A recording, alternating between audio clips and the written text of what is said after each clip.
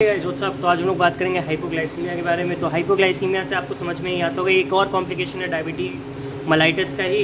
तो dangerous complication in short run more serious than hypoglycaemia.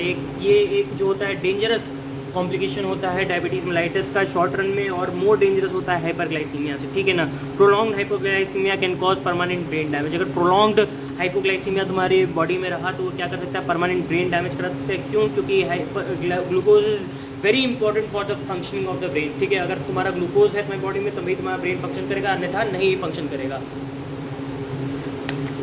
ठीक है। तो इसीलिए कहते हैं कि कोई भी एग्जाम देने जाओ तो प्रॉपर ब्रेकफास्ट करके, अब दही वही मत खा के चले जाना, ठीक है। दही खा के जाओगे नींद आएगा। तो एक प्रॉपर अच्छा खासा, ठीक है, ब्रेकफास्ट करके जाओ, ग्लूकोज लेके जाओ। कोई भी अगर कोई इंपॉर्टेंट चीज़ में तुम जा रहे हो तो ऑब्वियसली सुबह का नाश्ता बहुत इंपॉर्टेंट होता है, ताकि तुम्हारा दिमाग काम करता रहे उस टाइम पे, ठीक है ना।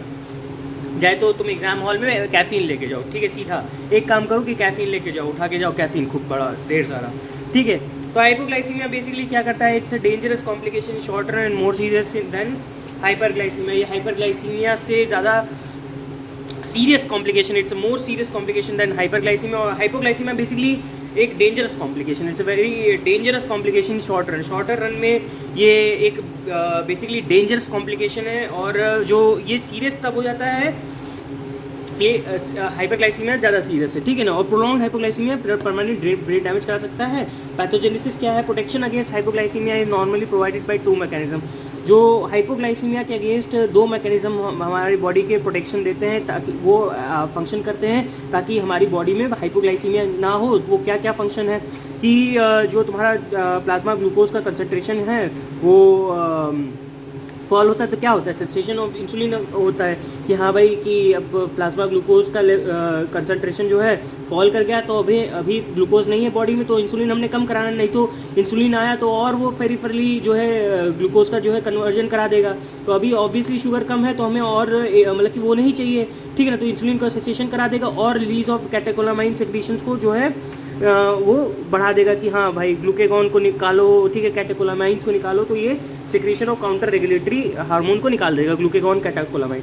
If these two mechanism not occur the patient can lead to hypoglycaemia, एक्सक्रेसिव insulin, no counter regulatory hormone. अगर ये दोनों मैकेनिज्म नहीं हुए कि काउंटर रेगुलेटरी हार्मोन जैसे कि कैटेकोलामाइन ग्लूकेगॉन नहीं निकला है, या इंसुलिन का सेसेशन नहीं हुआ, तो एक्सेसिव इंसुलिन हो जाएगा और नो काउंटर रेगुलेटरी हार्मोन। तो इससे क्या होगा कि ब्लड शुगर जो क्लिनिकल फीचर्स में बेसिकली क्या होते हैं कि ब्लड शुगर जो है 60 से कम चला जाए, ठीक है। मोर देन 55 जो है डेसीलीटर मिलीग्राम पर डेसीलीटर हैरिसन में लिखा है, लेकिन 60 तक हम लोग मानते हैं, ठीक है ना। Usually followed by missed meals, तो मिस्ड मील्स के बाद ये फॉलोड होता है, ठीक है। Followed by it is usually followed by missed meals, ठीक है। तब तुमने खाना नहीं खाया तो हो सकता है एकदम से जो बंदा मतलब कि डायबिटीज़ के लिए इंसुलिन ले रहा हो, अगर तुमने खाना नहीं खाया और इंसुलिन को शॉर्ट दे दी तो हाइपोग्लाइसीमिया हो जा सकता है। Adrenergic sweating, tremors, anxiety, tachycardia.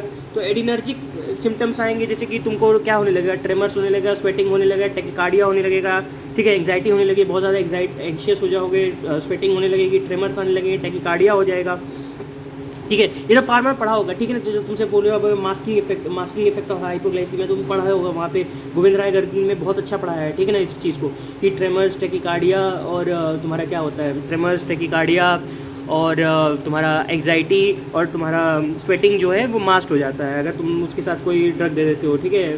What was that, beta blockers दे देते हो शायद से, ठीक है ना।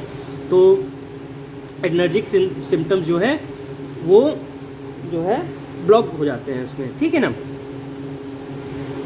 तो सीनस में क्या होगा, सीनस में हेडेक होगा, डिजीनेस होगा, नॉर्मल बिहेवियर। बंदा क्या है सीनस में, तो क्या हो सकता है, बंदा को समझ में आ रहा है कि हाइपोग्लाइसीमिया है तो डिजीनेस में जाएगा, मतलब कि कंफ्यूज टिप्पणी में हो जाएगा, हेडेक होने लगेगा और एबनॉर्मल बिहेवियर शो करना, headache, dizziness, abnormal behaviour. Treatment क्या है, ओरल शुगर दे दो भाई, ऑब्वियसली अगर हाइपोग्लाइसीमिक है तो तुरंत ओरल ग्लूकोज दो, आईवी डेक्सट्रोज चढ़ाओ, ग्लूकेगॉन दे दो, ठीक है ना। ओरल शुगर, आईवी डेक्सट्रोज और ग्लूकेगॉन दे दो तो वो बंदा हो सकता है ठीक हो जाए। तो ये बात रही तुम्हारी हाइपोग्लाइसीमिया के बारे में। उम्मीद है तुम्हें समझ में होगा। मिलते हैं तुमसे नेक्स्ट वीडियो में, तब तक ले बाय।